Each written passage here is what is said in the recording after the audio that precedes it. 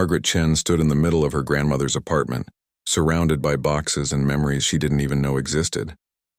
It had been 3 days since she started this job, and honestly, she was exhausted. Every drawer held something that made her stop and wonder about the woman she thought she knew so well.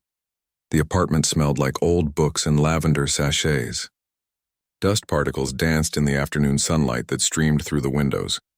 Margaret had already packed away the kitchen items, the clothes, and most of the living room. But there was one room she'd been avoiding. The small bedroom at the end of the hall. The door had been locked when she first arrived, and it took her 2 days to find the tiny brass key hidden in a jewelry box. When she finally opened that door, the room looked like it belonged to a different time. Heavy curtains blocked most of the light. Furniture sat covered in white sheets like ghosts waiting to be discovered. The air was stale, untouched for years. Margaret pulled back the curtains first, coughing as dust flew everywhere. That's when she saw it. In the corner, beneath the largest sheet, there was something big. Something with a distinctive shape. She walked over slowly, her heart beating a little faster for reasons she couldn't explain. When she pulled the sheet away, a cloud of dust made her step back and sneeze 3 times in a row. An upright piano. Dark wood, slightly worn but still beautiful. Margaret just stared at it. Her grandmother played piano? How did she not know this? She'd visited this apartment hundreds of times growing up. They'd had countless conversations. Her grandmother had never once mentioned music or playing an instrument. Margaret ran her hand across the closed lid, leaving tracks in the dust. She felt a strange pull toward this piano, like it was calling to her somehow. She'd taken piano lessons as a kid, though she'd quit after a few years like most children do. But she still remembered the basics. She tried to lift the lid, but it was stuck. Years of being closed had sealed it tight. Margaret wiggled it gently, then a bit harder. Finally, with a groan of old hinges, it opened. The keys were yellowed with age, some slightly discolored, but they looked intact. She pressed one key gently. The sound was dull, out of tune, but it still worked. As she looked more closely at the piano, she noticed something wedged between the keys and the main body of the instrument. A book of some kind. Margaret carefully worked it free, afraid it might fall apart in her hands. It was a leather journal, worn soft with age and use. The cover had no title, just a simple design pressed into the leather. Her hands were shaking slightly as she opened it. The pages were filled with her grandmother's handwriting. She'd recognize it anywhere. But these weren't diary entries or lists. They were musical notes, staff lines drawn carefully by hand, filled with notes and symbols. Her grandmother had been composing music. Margaret sat down on the piano bench, which creaked under her weight. She flipped through the journal slowly, carefully. Page after page of music. Some pieces had titles like Morning Rain and The Garden Path. Others had dates next to them going back decades. Her grandmother had been doing this for years, maybe her whole life, and nobody knew. Then she found a page that was different from the others. The paper was more worn, like it had been touched many times. The title simply said, "For Those Who Remember." The notes looked simple, not complicated like some of the other pieces. Underneath the title, her grandmother had written something in regular handwriting, not music notation. "Play this for them when I'm gone. They'll understand." Margaret felt tears prick her eyes. Who was them? What would they understand? She looked at the musical notes again. The melody did look simple enough that she might be able to play it, even though she was rusty. Something about this felt important. Like her grandmother had left her a message, a task to complete. She positioned her fingers on the keys. They felt strange under her touch, cold and slightly sticky. She took a deep breath and began to play. The first notes came out hesitant and quiet. The piano was definitely out of tune, giving everything a slightly off quality. But as she continued, the melody began to take shape. It was beautiful. Simple, yes, but beautiful. There was something about it that felt familiar, even though she'd never heard it before, something that made her chest feel tight and her eyes water. The melody seemed to carry weight, like it held stories and feelings that couldn't be put into words. Margaret played through it twice, making mistakes here and there, but getting the feel of it. When she finished, she sat in silence for a long moment. The sun had moved lower in the sky, casting long shadows across the room. She looked down at the journal in her lap, at her grandmother's careful handwriting, at those words again. "Play this for them when I'm gone." She didn't understand yet, but she knew she would figure it out. Her grandmother had left her this piano, this music, this mystery for a reason, and Margaret was going to discover what that reason was. She closed the journal gently and held it to her chest. Tomorrow, she decided. Tomorrow she would start looking for answers. But tonight, she would sit here a little longer with this piano and think about the grandmother she was only now beginning to truly know. Margaret hadn't been able to stop thinking about that melody. For 3 days after discovering the piano, she'd practiced it over and over in her grandmother's apartment. The tune was simple enough that she'd memorized it completely, but there was something about it that kept pulling her back. Something she couldn't quite name. She was sitting at her desk at work, supposedly designing a logo for a new restaurant, when the idea hit her. Riverside Senior Living Center.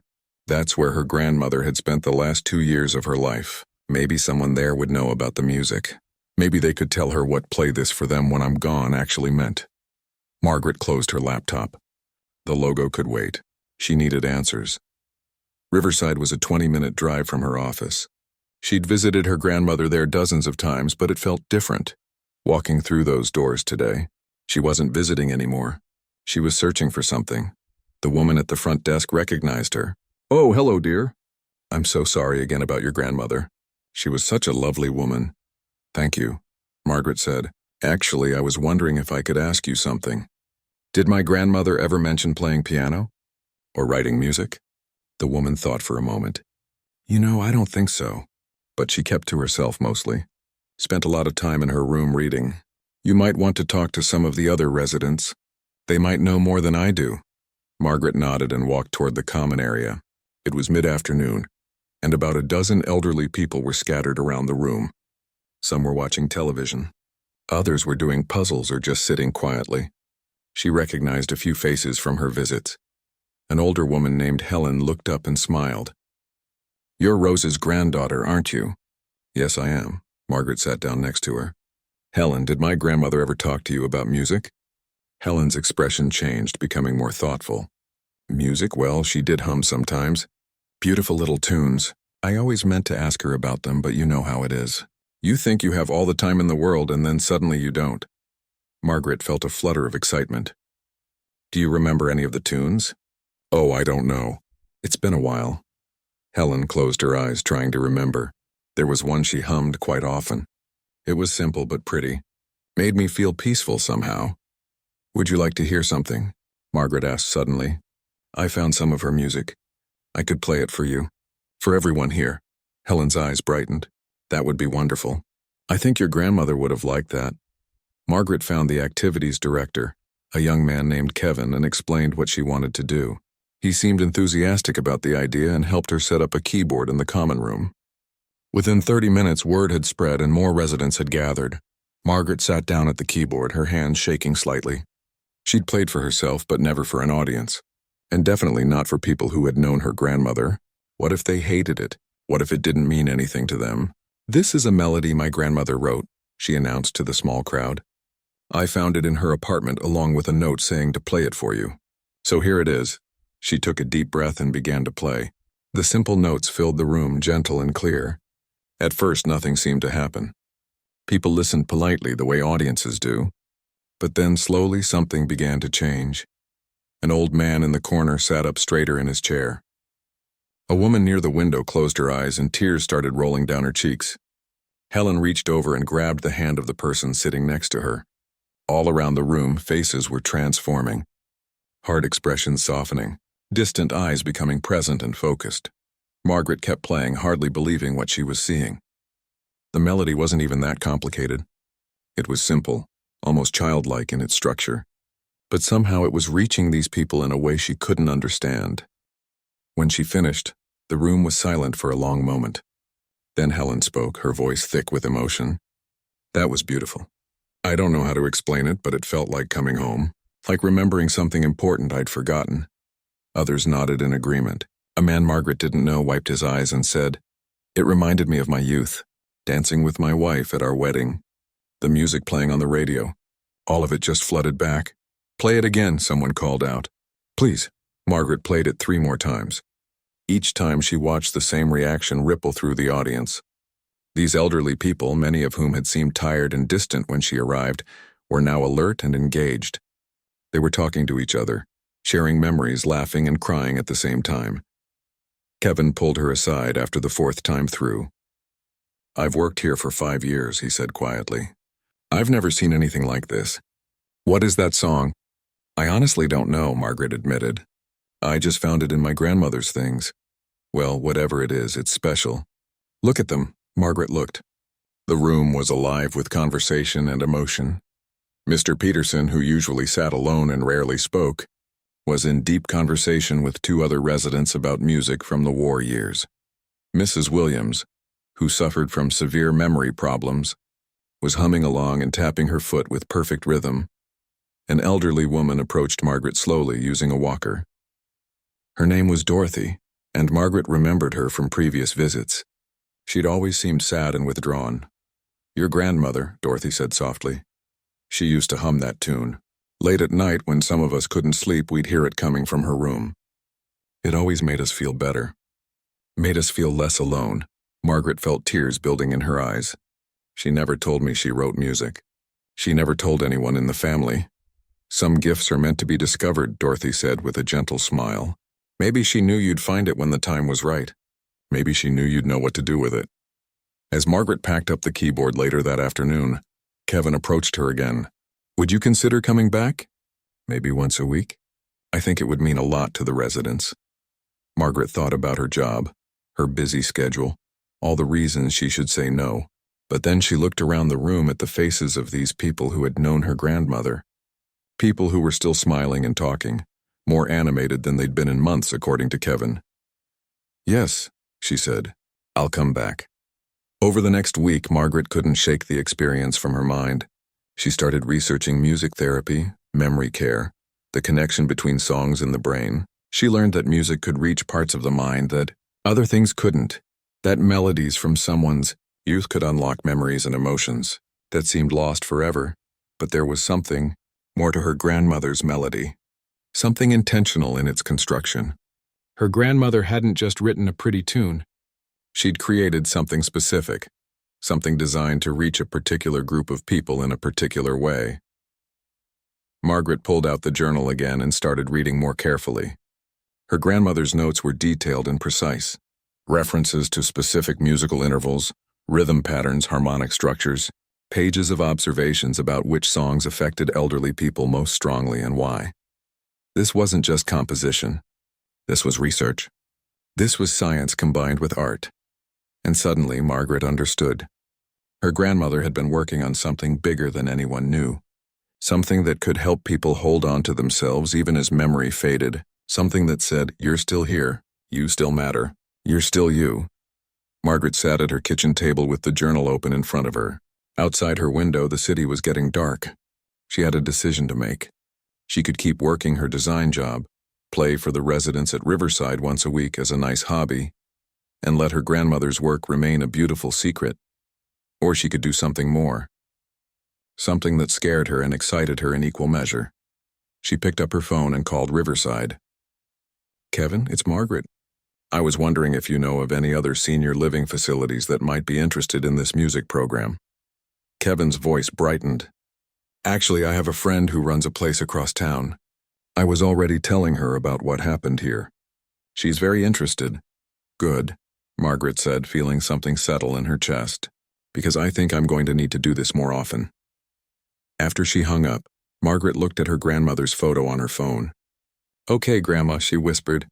"I'm listening now. Show me what you wanted me to do." Margaret's phone wouldn't stop ringing. It had been 2 weeks since that first performance at Riverside, and somehow word had spread faster than she ever imagined possible. Care facilities from 3 different cities were calling, asking if she could come play that melody for their residents. Some of them had even heard recordings that people had taken on their phones and shared online. She was sitting in her apartment, trying to eat lunch between calls, when her phone buzzed again. This time it wasn't a call.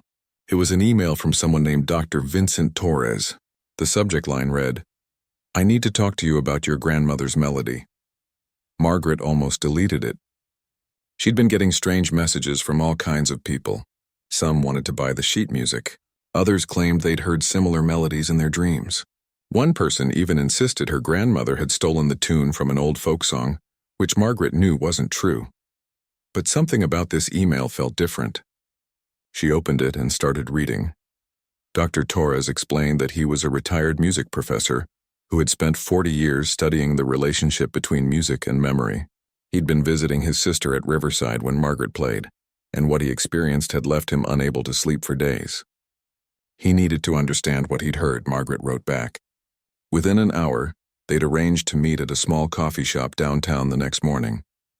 Dr. Torres was already there when she arrived, sitting in the corner with a stack of papers spread across the table. He looked to be in his late 70s with white hair and glasses that kept sliding down his nose. When he saw her, he stood up so quickly he almost knocked over his coffee. "Thank you for coming," he said, shaking her hand with both of his. His hands were trembling slightly. "I haven't been able to stop thinking about what I heard. I need to show you something." They sat down and he immediately started spreading out more papers. Sheet music, research articles, handwritten notes. Margaret felt a bit overwhelmed just looking at it all. "I've been trying to understand why that melody affected me so deeply," he said, pointing to one of the sheets, "and why it only seems to affect people around my age. Younger people hear it and think it's nice, but for us, for people over 75 or so, it's something else entirely." Margaret leaned forward. This was exactly what she'd been wondering. "What did you find?" Dr. Torres pulled out a piece of sheet music with notes and markings all over it. "Your grandmother was brilliant. Look at this." He pointed to specific parts of the melody. These intervals here, this rhythm pattern, this harmonic structure. She wasn't just writing a pretty tune. She was writing a key. A key to what? To our memories. To our youth. He looked up at her, his eyes bright with excitement and something that looked like tears.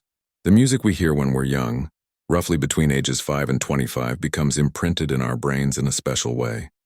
It's tied to our identity, to who we are. Your grandmother took elements from the most popular music of the 1940s and 50s and wove them together in this melody. He played a few bars of another song on his phone. Margaret recognized it vaguely as an old swing tune. Then he hummed part of her grandmother's melody.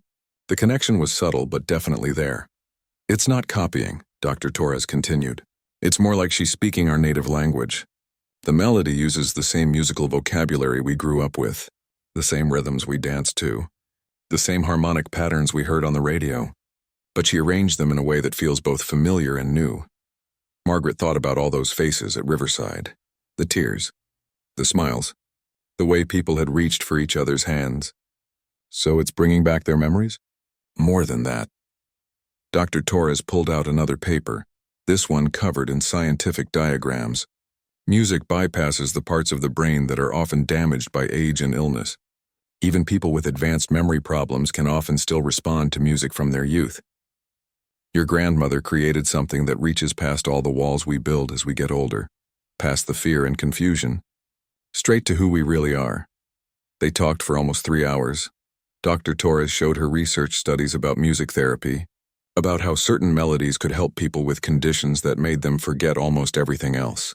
He explained how her grandmother had probably spent years studying this, experimenting, perfecting this one simple melody. "But here's what really amazes me," he said, pulling out one final paper. "I've analyzed the structure of this melody, the mathematical relationships between the notes, and I think your grandmother didn't just create one piece. I think she created a template, a formula." "What do you mean?" "I mean, this could be done for other generations too. The music of the 60s and 70s for the next group, the 80s and 90s for the generation after that. Each era has its own musical fingerprint. If we understand what your grandmother did, we could create these keys for everyone." Margaret felt goosebumps rise on her arms. She thought about her grandmother, alone in that locked room working on this music year after year. Had she known what she was creating? Had she understood the impact it would have? "She left me a note," Margaret said quietly, "in her journal. It said, 'Play this for them when I'm gone. They'll understand.'" I think she knew exactly what she was doing. Dr. Torres nodded slowly. "And now the question is, what are you going to do with it?" Margaret looked down at her hands. She thought about her graphic design career, about the life she'd built. Then she thought about those faces at Riverside, about the way music had reached through time and touched something precious in those people, about her grandmother spending years creating this gift for people she might never meet. I want to learn, she said finally. I want to understand what she did, and I want to help other people the way she helped them. Dr. Torres smiled. It was the kind of smile that said everything was about to change. Then let me teach you, he said. Let's finish what your grandmother started. Outside the coffee shop, the afternoon sun was warm. Margaret could hear music playing from somewhere down the street. For the first time since finding that piano, she felt like she understood. Her grandmother hadn't just left her an instrument or a melody. She'd left her a purpose. Margaret sat on the floor of her grandmother's old apartment, surrounded by notebooks and papers she'd never noticed before. It had been 3 months since meeting Dr. Torres, and she'd spent almost every evening here, trying to piece together her grandmother's life's work.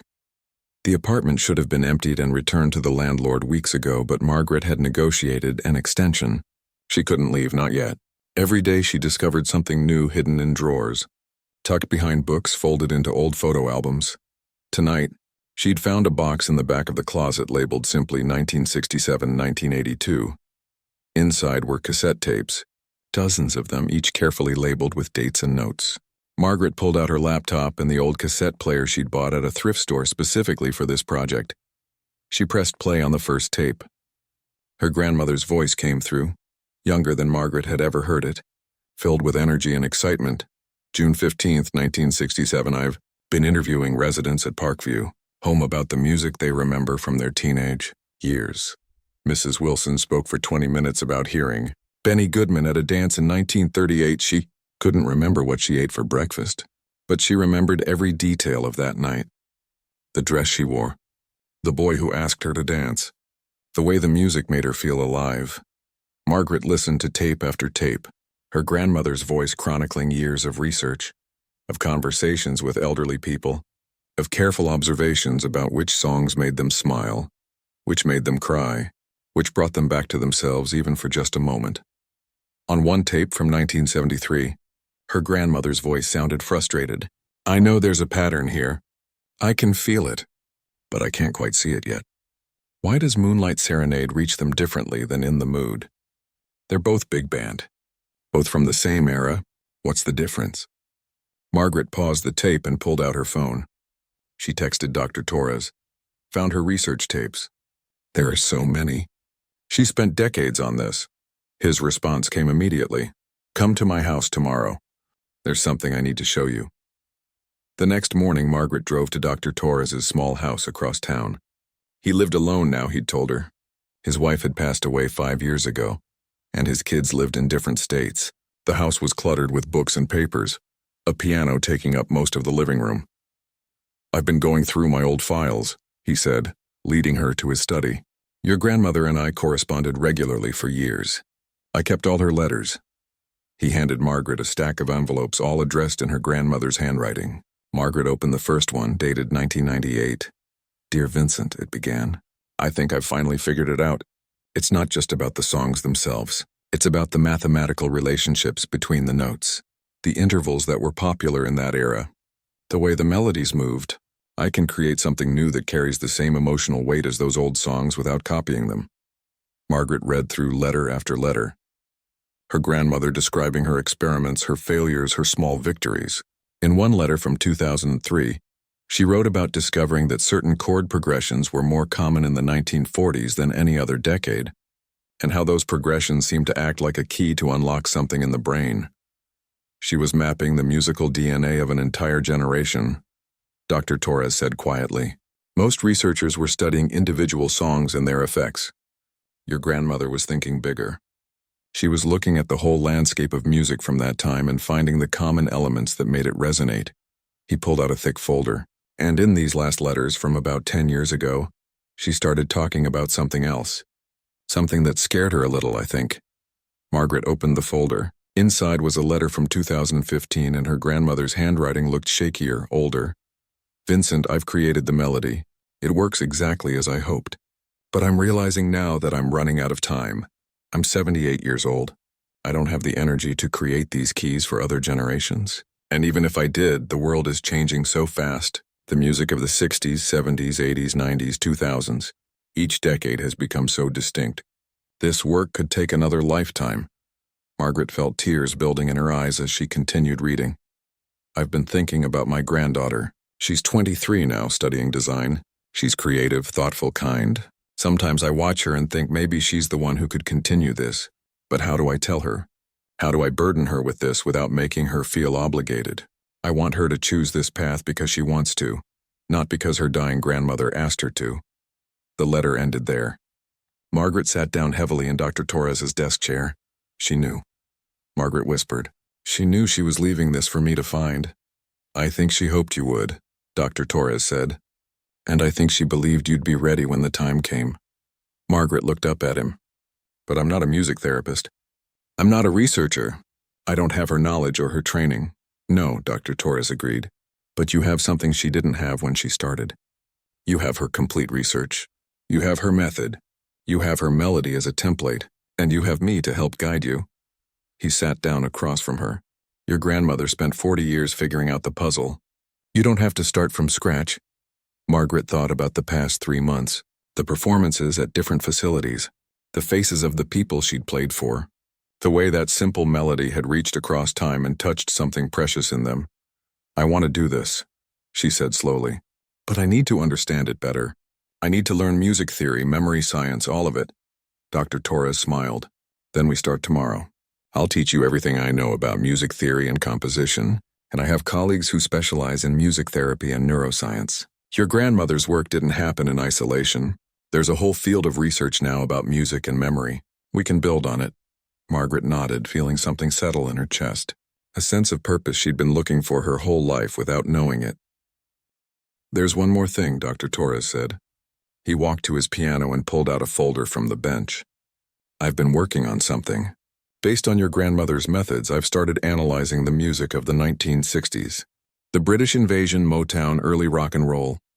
I think I'm starting to see the patterns. He showed her pages of musical notation, charts of chord progressions, frequency analyses of popular songs from that era. I'm 79 years old, he said. I don't know how much time I have left, but I want to help you create the next key, for the generation just a bit younger than mine, for the people who will need it in 10 or 15 years. Margaret looked at his work, then back at her grandmother's letters.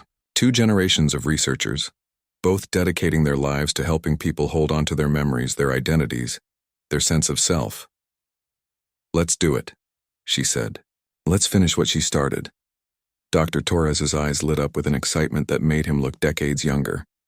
Your grandmother would be so proud of you, Margaret smiled through her tears. I hope so. I really hope so. Outside, the afternoon sun was warm. Somewhere in the city, elderly people were sitting in care facilities, some remembering, some forgetting, all of them carrying decades of memories in their hearts. And now Margaret had a mission. She would create keys to unlock those memories. She would finish her grandmother's symphony of remembrance, one generation at a time. 2 years had passed since Margaret found her grandmother's piano. She stood backstage at a community center in Portland, listening to the murmur of voices from the auditorium. Tonight was different from all the other performances. Tonight she wasn't just playing her grandmother's melody. Tonight she was unveiling something new. Her phone buzzed. A text from Dr. Torres, who was sitting in the front row. Breathe. You've got this. Rose would be so proud, Margaret smiled. Over the past 2 years, Dr. Torres had become more than a teacher. He was a partner, a mentor, a friend. Together, they'd spent countless hours analyzing music, studying memory research, and slowly, carefully building something her grandmother had only dreamed of. The stage manager gave her a signal. It was time. Margaret walked onto the stage and the applause washed over her. The room was packed. She saw elderly faces, middle-aged couples, younger people with cameras ready. Word had spread about what she was doing. Some people had driven hundreds of miles to be here tonight. She sat at the grand piano and adjusted the microphone. Thank you all for coming, she began. Her voice was steadier than she felt. 2 years ago, I found a piano in my grandmother's apartment.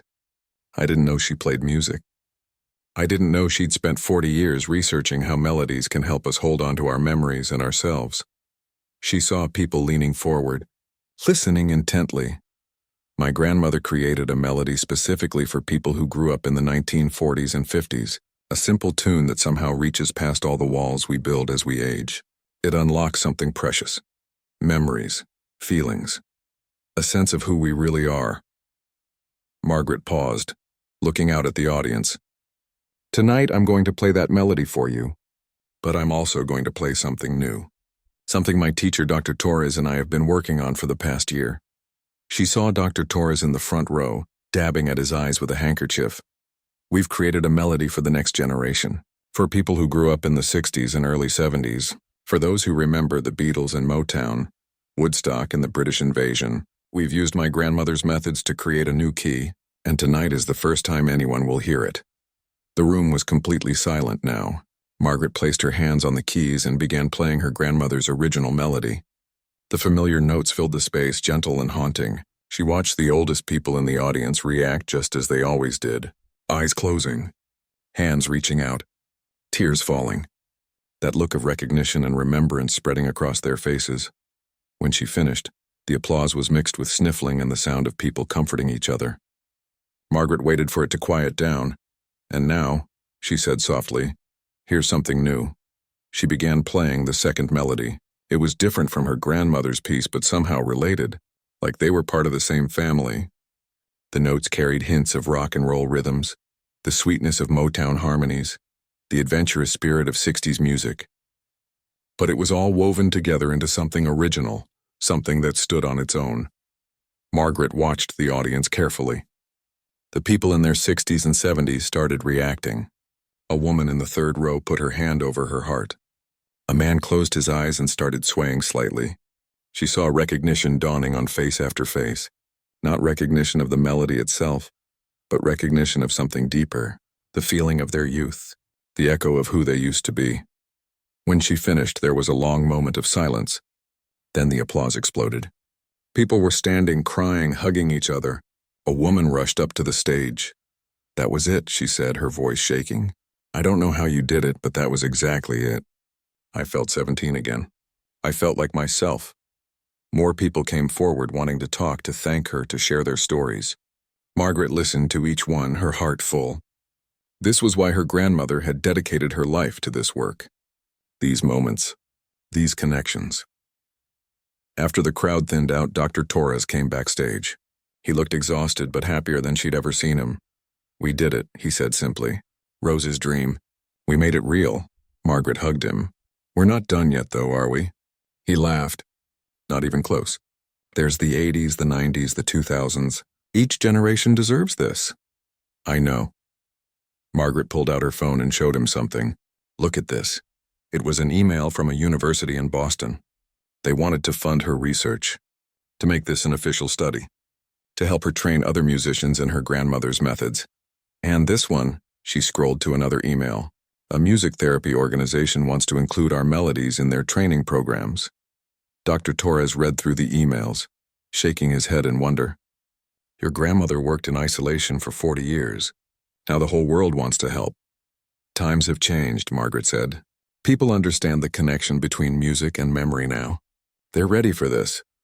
Over the next few months, Margaret's life transformed completely. She quit her graphic design job officially and opened a small institute dedicated to her grandmother's work. She called it the Rose Chen Center for Musical Memory.